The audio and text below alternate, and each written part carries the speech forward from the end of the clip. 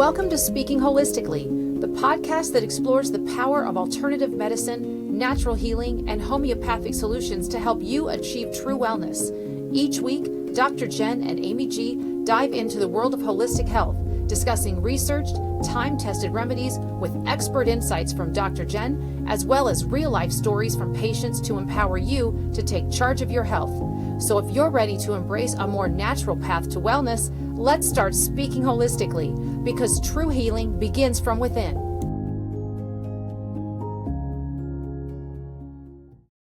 Hi, everybody. Welcome to Speaking Holistically. I'm your co-host, Amy G. I'm here with my amazing co-host, Dr. Jen. And today we are going over genetic labs. So the first thing I'll say is if you haven't had it done and you're interested in having it done, we'll have a link for where you can get your genetic labs done in the show notes. And I'll mention that at the end of the episode as well. And it's a bit overwhelming when you do have your genetic labs done. A lot of people don't understand how to read them. So Jen is going to be breaking down gene by gene. We'll do mini episodes. So breaking these down. Dr. Jen, what's the first gene you're going to break down for us today? So we're going to just jump into the deep end of the pool for sure. Oh, great. This is a big one. It's going to be the APOE, and that is apolipoprotein. And what it is it's a gene that helps transport fats. So if you don't have good transport because of this gene, then your body isn't going to utilize the fats appropriately. Oh, wow. Okay.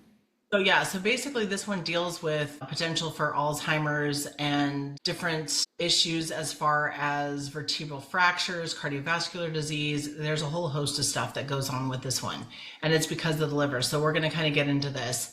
A lot of people can read about it, but I want to go through it and really, really focus on what you can do. So even if this comes up positive for you, that you have some transmutation or whatever of this gene, you don't have to live with, oh my gosh, I have a higher risk of Alzheimer's. Well, okay, so going into knowing that you do means that you can make certain lifestyle choices to decrease that risk overall. Basically, there's APOE 1, 2, 3, 4, and 5. 1 and 5 are super, super rare, so we're not going to go over that. 3 would be what is considered normal or found in most of the general population. So the 2 that we're really going to talk about is APOE 4 and APOE 2, and it's more so the 4 that we're concerned about more than anything. So when you get your genetic status tested, then you'll know where this is. And the thing I like about the genetic testing is that you do it once. It's not like blood or serum testing where you have to go every 3 months, 6 months, a year, whatever, and things shift and change. Your genetic labs are like your owner's manual to your body. I mean, we all showed up into this world and had no owner's manual. I mean, how many times would you have loved to have an owner's manual for like your kid or, your husband or whatever, to try to figure out, what's going on there. So really, this is what this is. So when we're talking about the APOE gene, it's basically related to liver function, because that genetic code basically transports the fats and cholesterol throughout the body, and dependent on where your body is putting it. So that comes down to the liver. If the liver can't break down the fat, and we've talked about this before, the liver has over 500 functions. If it can't break down the fat appropriately, it's going to shove it wherever it can. So it's going to put it in the arteries, and that's really based on inflammation of what's happening in there. The drug companies and the medical doctors and commercials, they all talk about, high cholesterol, but cholesterol is like your best friend. So just like anything else, that has to be in balance. If you get too much of your best friend, you're literally going to be like, okay, we're done. Cholesterol shows up to basically put out the fire, to decrease the inflammation. So if you have inflammation in your arteries, then your body is going to and it's kind of like there's damage done from the inflammation in the arteries. So you think about it as it's thinning the arterial walls. And so it creates like potholes. It creates a thinning of that arterial wall. So we don't want an aneurysm. We don't want a stroke, that sort of thing. We don't want to break in that blood vessel. So the body takes that cholesterol and paves it and lays it down and fills in that pothole.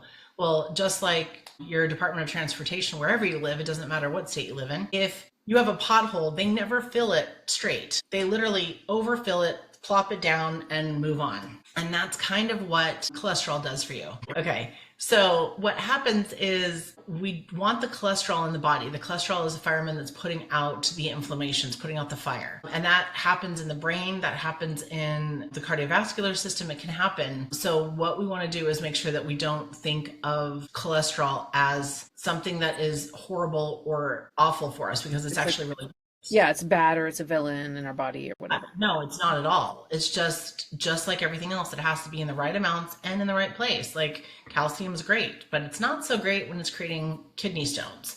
So there's a reason for this stuff. I mean, really, that's what it comes down to, right? Yeah. There's a reason for why the body's putting it somewhere. And there's usually a deficiency of something. But basically the brain is 60% cholesterol. And so that's really, really important for brain function, because the fats are what allows for transmission of messages from those electrical impulses and things. So the less fatty your brain is, if you look on scans, basically you have that degradation or the breakdown or the sclerosing of the brain or the central nervous system. So the fats, the cholesterol are super, super important. We just want it in the right places. We don't want too much in the arteries, and we want a lot in the brain. So what's interesting is we're going to kind of get into this a little bit more, but in 1951, the normal cholesterol levels were 100 to 250. And then it was lowered in 1993 to 200. So literally it just dropped down to 200. Guess what? Drug showed up in 1994, and it had been being researched prior to that, but in 1994 is when it really came out, and it wasn't marketed super, super well. But I find it interesting that after almost 40 years of it being at 250, it drops down 50 points, and suddenly there is now a market for statin drugs. So in 2022, which was just a couple years ago, the most commonly prescribed drug in the United States were statins. So they make a fortune on this, and it does, or I shouldn't say it does, the research is inconclusive for having an impact on dementia. But once again, if we are taking a statin and it's depleting the cholesterol levels in the body, it might start at the area that has the highest conglomeration of fat, which is your brain. The statins have a lot of side effects, quite a few of them, one of which is increased risk of diabetes, increased risk of infertility, skin issues, muscle breakdown, migraines. Once again, the brain itself doesn't have any pain receptors. So where are the migraines coming from? Is it because the lack of cholesterol, because the degradation of the cholesterol in the brain? So that's all, it's going to be different for each individual patient, and which is why it's so hard for a lot of patients. They'll come in with sleep issues, they'll come in with diarrhea, they'll come in with pain all over. And I'll talk to them and I'll say, hey, you may want to go talk to your medical doctor and maybe take a little bit of a break. You're not going to die of a heart attack if you take a break for a month off of statin drugs. So go talk to your MD. I don't ever take patients off their drugs because that's not my job. I didn't put them on them. I'm not taking them off, but I definitely try to educate my patients as much as possible so that they can make good choices for themselves. And it's really, really interesting that the majority of them who go off of them, or even take them every other day, or take them every 2 days, or every 3 days, or every 4 days, or once a week, it's amazing how most of their symptomatology goes away, and they had no idea that it was because of the statin. I always encourage people, if you're taking pharmaceuticals, make sure you are looking up the side effects. Because let's say you have diarrhea and you're taking 4 drugs and all of the side effects are diarrhea, you might want to know that, so you're not taking some antidiarrheal on top of it when that's not what the problem is. So the biggest thing to do, go ahead. Sorry, one question. Red yeast rice is an option, right, for people? It's a natural statin, and it still can cause some of the same muscle breakdown and some of the same symptoms as a pharmaceutical statin. So there's things that we can do, and each genetic profile is different. So one person's like, oh, it's great. But the research on the statins show that it decreases your risk of a heart attack, but the flip side showed that it does increase your risk of like a brain aneurysm. So like a stroke. So, but they don't ever really tell that side of the story. They just, the research that they want to show is what they want to show. And so that's the stuff that you want to really take a look at. Go to PubMed and start doing some research on this. Mm-hmm. The other thing is that statins deplete the CoQ10 levels, which is an enzyme that's responsible for cardiovascular health, but it also helps, like I talked about, with what kind of opposite of what the statins do. It does increase skin health benefits, increases fertility, decreases diabetes, decreases migraines, increases muscle performance so that you're not so fatigued after exercising. It increases brain function, and it actually can help decrease cancer because of its protective antioxidant type behavior. There are plenty of countries that if a doctor prescribes a statin, the warning label literally says supplement with CoQ10 because they know that it depletes it. So, but the United States, there's no warning like that at all on any of the labeling. So it's something that you need to really, as a client, if you will, a customer, you really need to do your due diligence and not just trust that it's perfectly safe and those pages and pages and pages of information from the pharmacist you might want to look at. Yeah. So supporting the liver is going to be super huge in this. Well, it's super huge with everything, especially in the toxic environment that we live in. So supporting the liver, I don't care if it's milk thistle, it could be dandelion, it could be NAC, which we've talked about, N-acetylcysteine, which is a precursor for glutathione. You can do a combination of those things. There's a whole host of stuff that you can use to support the liver, but I always tell patients you've got to support the liver, period. And it's funny because sometimes when patients will start taking liver support, they'll tell me, oh my gosh, my cholesterol went up. Yeah, because the body, it's in the blood because the body is trying to process as much as what's there. So it'll calm down. Don't stress about it as much as I think that they are sometimes. Yeah. So supporting the liver is going to be super huge, but also heavy metal testing is going to be important as well. So I do saliva testing for that because generally heavy metals, they're not floating around the blood. They're basically lodging themselves into tissue. So I tend to do a lot more saliva testing. I'll have patients say, no, I've been tested for this, I've been tested for that. I'm like, well, let's do some saliva testing and see what's in the tissue, not what's floating around in the blood. So that's going to be important. And then if there are heavy metals, obviously still supporting that liver, but then adding a binder, adding charcoal with some other kind of binder, zeolite or something after, maybe an hour or 2 or 3 after taking the liver support or whatever you're going to do to mobilize it, instead of just breaking down or pulling it out of the tissue or out of the organs or whatever. You want to make sure you have a binder for that to get it out of the body, and plenty of water. So going back to the APOE, we're going to attach some information to it in the show notes. We'll share the document. I'll post it in the school community too as a file, as a document. So if, as you're listening to this, just talking to the listeners for a second, as you're listening to this, pull the document up so that you can kind of follow along with the information that's being shared. So if you are E3, E4, or if it just comes up E4, depending on which labs you use for the genetic labs, and they're not that expensive. I mean, you do them once, that's it, and you're done. You have everything you're going to need to know. But basically the risk factors are Alzheimer's disease, a faster progression of MS, so multiple sclerosis, which makes sense because your brain is 60% fat. And so if that's breaking down, you're going to have a higher risk of having MS. Traumatic brain injury is going to be more widespread. Once again, the brain, that fat is helpful for the trauma, for whatever inflammatory response you have going in the body. Increased risk of cardiovascular disease, and you have an increased inability to detoxify heavy metals. So the recommendations for E4 is intermittent fasting, Mediterranean diet, avoiding alcohol and saturated fats. Not saying you have to stop the saturated fats completely, depending on what your genetics are as well. So this is the hardest part for people with their genetic testing, is that what they'll do is they'll say, oh, I'm E4, I can't have this. And then they'll have another genetic test done and it says, oh, this is super good for you. And they're like, well, which one is it? Well, it's both. It's not just one gene for diabetes. You have multiple genes for diabetes. So if you have, let's say, 10 genes for diabetes and one of them's flipped on and 9 of them are flipped off, odds are you're probably not going to have any symptoms. Mm-hmm. You're not going to actually have diabetes issues that you're going to have to deal with. But if we only had one gene and it got flipped on, you're toast. So the body has a lot of checks and balances. It's pretty incredibly brilliant, literally. With, you think about how we started at 2 half cells and then this one decides to turn into an eye cell and this one turns into a nerve cell, and it's unbelievable at how intricate our bodies are. It really is. So limiting seafood for obvious reasons because of the heavy metals, mercury, stuff like that. Limiting cholesterol intake, and that's more of the, I would say, like fast foods, seed oils, stuff like that. You're going to want to decrease some of those terrible fats that we don't really need. This is if you have E2 or E4 in your E4. Okay.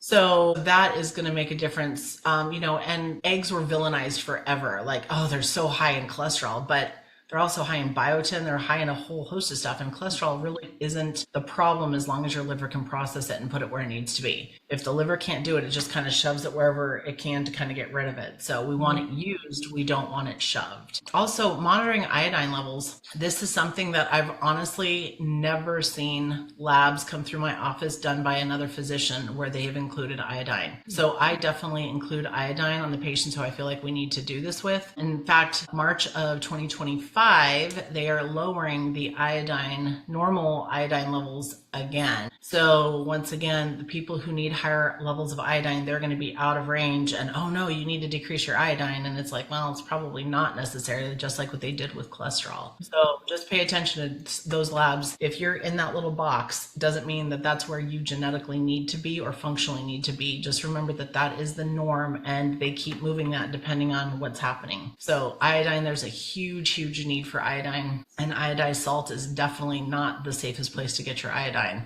So we'll get into that on another show for sure. Yeah. But also sauna visits. If you have a sauna, that's going to be great for detoxification. And I encourage my patients after being in the sauna that they do use a binder, because as the body's warming up and dumping things, the binder grabs it and can get rid of it. So it's not lodging it somewhere else. Okay. Mm-hmm. So the E2 risk factors are elevated triglycerides and LDL, insulin and glucose concerns, which is interesting because dementia is now being called type 3 diabetes. Mm-hmm. So this all kind of goes hand in hand, but E2 has less risk of Alzheimer's, has increased risk of vertebral fractures, but it is neuroprotective. So you're not going to have the same like MS progression, traumatic brain injury issues and stuff like that. But you are going to have an increased vascular disease issue and psoriasis, which are both inflammatory responses.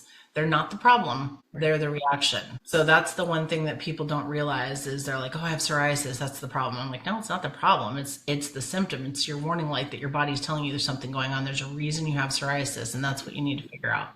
But fats and cholesterol, like I said, that helps. Those are the firemen that come in and try to put out the fire, try to decrease the inflammation in the body. So the E2 diet recommendations are like a Mediterranean diet, obviously low glycemic, intermittent fasting once again. And sometimes other genes say, hey, intermittent fasting is great for you.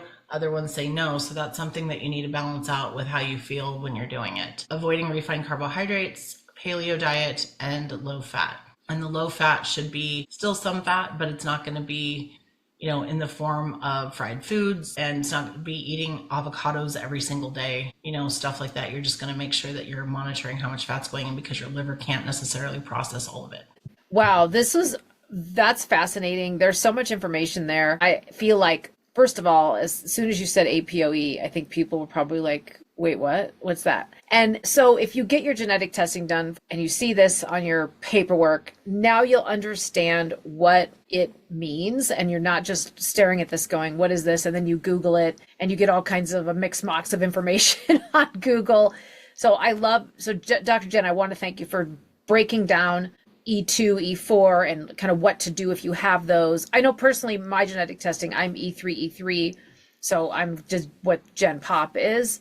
Normal. Yeah, boring.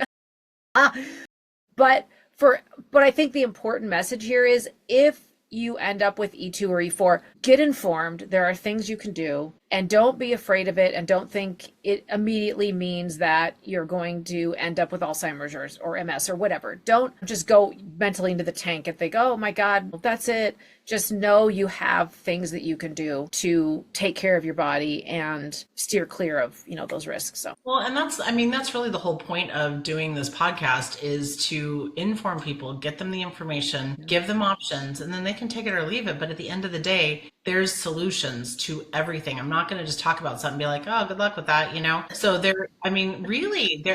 let's say I have this gene. I wouldn't be worried at all, because I support my liver every single day. I exercise. I actually take CoQ10 every single day. I do heavy metal testing about once a year just to double check everything. My cholesterol usually hovers at about 203, which I'm perfectly fine with. Once it starts getting down to like 135, you can't even make sex hormones anymore. My father-in-law, his cholesterol was down to like 130, 125, and he was a little bit more on the difficult side. And he said, well, I bet you're not very happy about that. And I said, well, whatever you're happy with and your cardiologist is happy with, I'm fine with. Like, I'm not going to sit here and fight with you on this. But at the end of the day, he did end up with dementia toward the end there, and had gut issues and had muscle issues, tons of muscle wasting, where he was relying on, the little rolly walkers, and his brain started to go, and he didn't have the muscle tone to be able to support his body because the muscles were just wasting away. And that doesn't happen because we get old. That happens because the body isn't functioning properly. I've had more patients come in and say, oh, well, my doctor said it's just because I'm getting old. I'm like, yeah, I don't buy that at all. We can grow older, but we don't get old. There's something that someone is missing. That's the thing. Like, what are you going to do about it? You can sit there and wallow in it, or you can make choices and make some changes. So really, it's about just knowing your genetic status of this, and then making choices. So, like, for example, my grandmother was a functional alcoholic, and she ended up with dementia for 12 years. And that was literally the worst 12 years I could possibly imagine for any person on the planet. She was scared. She would, found her in the closet naked and crying and screaming and stuff. And her brain was just on fire doing things. And it was horrible to watch her. It was absolutely horrible to watch her and be with her when this stuff started happening to her. I told my husband, I was like, I am not going out like this. Like, even if I have a genetic predisposition to this, I'm going to do this. Like, we're not going in this way. Alcohol very, very rarely ever happens in my world, and I'm doing all the things I can do so that we don't end up with these symptoms, these problems. And if she had known that status, maybe she would have changed her ways, maybe not. Like I said, I don't know whether she had the gene because these genes weren't readily available for people when she was alive. But I will tell you, that is one of the last ways I want to go out, is having my body survive my brain by 12 years. I can't even fathom that. Well, I think the important thing for people, when you listen to this and when you watch this, and if you go through your own genetic results, just keep in mind what Dr. Jen says. It's about not getting those genes turned on. Just because you have them, you can do things so that they don't flip on and you don't end up with, this kind of disorder or disease or whatever it is. Even if they do get turned on, let's say you do have all of these symptoms and all of these issues, you can still make lifestyle choices to flip those suckers off. There's limitations to all matter. So how far down the road did you get? Just like cancer. Cancer can be very treatable naturally, even if the right thing is given, and if we don't wait until it's stage 4. And even stage 4 you can come back from for certain ones and certain people, and there's a lot that goes on with that too. But once again, there's limitations to all matter. So taking care of yourself, knowing what your status is, knowing what you can do, and then making those choices or not making those choices. But it's not bad luck or bad genes, it's bad choices for the most part. So I do want to say real quick too, for me, and not everybody subscribes to this, but I would say for the average person I had a patient who his cholesterol was super high. And every time they put him on statins, he thought he was going to die. And he probably would have. But his whole family had high cholesterol for generations and generations, but they all lived into their late 90s with their brains intact. So I'm like, you know what? I think I would take that thing so much, like, over anything else. So once again, if you feel crappy and people go, well, I've taken it for 3 months and I'm fine, so I'm sure that's not what it is. I'm like, well, it sort of just keeps kind of adding up. It's not independent every day. You're going to have the breakdown and then the breakdown and then the breakdown. At some point, you're going to be having symptoms potentially. So my rule of thumb is your minimum cholesterol at 200, generally speaking. So everyone's different. So I'm not going to say this across the board, but this is my general rule of thumb, is 200 plus your age. If your cholesterol ratios are in normal range or optimal range. So if you look at your cholesterol labs, it should have total cholesterol. It should also have LDL, HDL, probably VLDL, and triglycerides. You can actually go in and find a cholesterol calculator online. I think Omni is one of them, so you can go take a look at that and see and put your numbers in and see what it is. I always include the ratios on my labs. It doesn't cost any more to add those. So if your medical doctor is not adding that, make sure that they do. And they just lowered it again, but 5 and under for women was normal for the total cholesterol to HDL ratio. And now I think it's at 4.4, and 3 was or under was optimal. So if you're at a 3 and your cholesterol is 256 or 262, it should be perfectly fine for you. One of my friends, her total cholesterol is usually in the 250s, 260s, and 270s, and she's in her 70s, but her HDL is 123, and it should be over 40. So the fact that it's 123 is going to cause the total cholesterol numbers to rise because the HDL is part of the whole pie. Right? It's like a slice of it, basically. Her brain is completely intact. She does yoga probably every single day. She has no joint replacement. She has no inflammation. She doesn't take any kind of pharmaceuticals. She doesn't take anything for joints. She doesn't take any NSAIDs, nothing. And she's in her 70s. My parents are in their late 70s. They take zero pharmaceuticals. So, but that cholesterol can be really, really, really important for keeping our joints healthy and happy, our brain healthy and happy, and overall keeping that inflammation down in our bodies. So once again, the ratios is what we want to look at. Don't let the individual numbers look scary to you, and don't be scared into taking a pharmaceutical. If you are scared, you're being controlled. If you're being educated and you make a choice, that's a completely different situation. But if you make a decision on fear, I generally tell people it's the wrong decision. You want to get all the information so that you know the good, the bad, and the ugly. Absolutely. And, you know, my cholesterol has been over 200 for decades. It's always been over 200. I've had high cholesterol in terms of, you know, the view of Western medicine for, I think, my whole life. And it was because of what you told me, because my HDL is high. And so I have a lot of that high, a good cholesterol. And so when I get my labs and I see that number, I don't freak out because we've talked about it. And you're like, no, you're good. The breakdown is what we're looking for and yours is good. So don't freak out. So obviously I don't take any pharmaceuticals, but I just let my cholesterol be what it is because I know the breakdown, and that's critical. Well, and it's really the system. I mean, if you're a medical doctor and the range is to 200 or 199 or whatever the lab says, and it comes back at 203, they're like, oh, we need to recommend a statin drug. And they have to, because that is, quote, standard of care. Okay, standard of care. If they deviate from standard of care, which means that is across the board what the system tells you have to do. And as a medical doctor, your hands are kind of tied behind your back because you have to recommend this. If you don't, and the patient has an issue, you are now liable from deviating from standard of care and you can be sued. So this is all about the litigiousness of our society, not actual health. So remember that, like, they're not the bad guy. It's that they have to function within a specific capacity. Yes. So, I mean, like I said, good, bad, and ugly. Yeah. No, this was so informative. I love that you chose to do APOE and break this down for people, because I guarantee if they see it on their genetic labs, they're just going to stare at it and focus in on if they have E2 or E4 and read what risks come with that and freak out. And so I just love that you basically demystified it for people. So very, very helpful. Thank you, Dr. Jen, for your wisdom and insight, as always. Thanks, everybody, for listening. This has been an episode of Speaking Holistically. Join our school community if you haven't already. I'll put the link in the show notes below. You can also follow us on Facebook, Instagram, or subscribe to our YouTube channel. Till next time, bye, everybody. That wraps up another episode of Speaking Holistically. Thank you for listening. We hope today's conversation gave you new insights and inspiration to take charge of your health. If you enjoyed this episode and want to hear more, be sure and join the Speaking Holistically school community by clicking the link in the show notes. There, you'll get access to daily podcast episodes, weekly live Q&As, educational content, and so much more. You can also connect with us on our Facebook page, follow us on Instagram, and subscribe to our YouTube channel. Until next time, be well, stay curious, and keep speaking holistically.